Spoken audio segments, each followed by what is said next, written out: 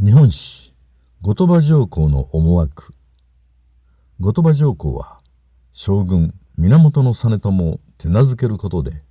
鎌倉幕府を朝廷のもとにひざまずけようとした。ところが実朝が興行に暗殺されたことで後鳥羽上皇の思惑はもろくも崩れ去るのである。後鳥羽上皇のその後を詳しく見ていこう。北条義時に幕府の実権を奪われた実朝は和歌や蹴鞠に熱中することでその憂さ晴らしをする。特に実朝は和歌の才能に恵まれ、後鳥羽上皇は新古今和歌集を編纂した藤原定家を師とするように進めている。また後鳥羽上皇は自分のいとこ坊門信子を実朝に嫁がせて婚姻関係を結んで実朝を籠絡していく。実朝は妻の信子や和歌を通じて京都の王朝文化に触れてやがて後鳥羽上皇を尊敬し慕うようになっていく。山は酒、海は汗なん、夜なりとも、君に二心あらめやも。これは鎌倉で大きな地震があった後、実朝が何があろうとも私は二心を抱かず上皇を裏切らないという心情を詠んだ歌である。後鳥羽上皇の思惑は実朝を都の文化に同化させて鎌倉幕府を朝廷の思い通りにコントロールしようと考えたのである。上皇は和歌を通じて親しくなった実朝に官位を与えることでさらに実朝を言いなりにしようとした。実朝は征夷大将軍になった時の守護家から守護位の上正護家と毎年のように昇進してなんと10年後には正二位に達している。子供のなかった実朝にしてみれば義時に幕府の実権を奪われ朝廷の官位のみが自らの存在意義を示す唯一の権威であった。1213年建暦3年実朝は後鳥羽上皇から正二位左近の中将の官位を与えられたがさらに大将を望むまでに変節していく。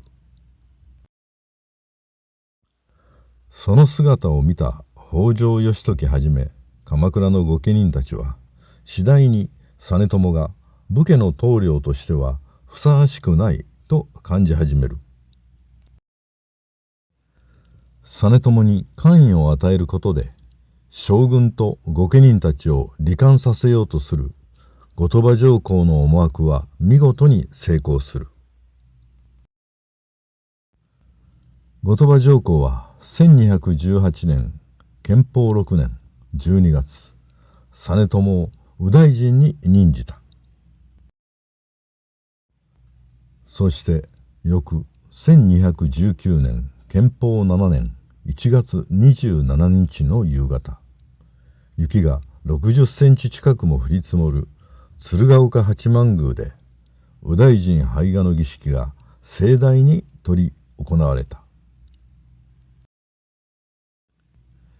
儀式の終了直後に実朝は興行に暗殺された。実朝暗殺についてはさまざまな説が過去には唱えられてきた。興行の単独犯説、北条義時や三浦義村の黒幕説などが主である。現在では興行の単独犯説が一番有力なようである。しかし朝廷に接近しすぎた将軍を好ましく思っていなかった御家人たちが大多数であったことも事実である。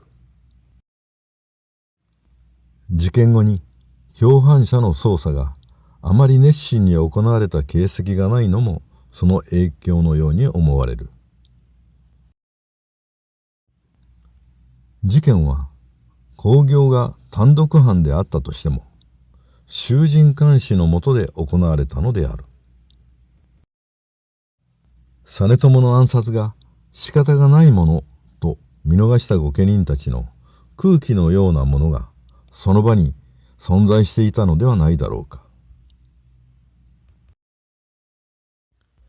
それはともかく後鳥羽上皇の思惑は実朝暗殺で見事に崩れ去る。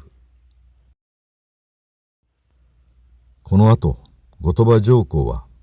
幕府への対応を銃から豪に切り替え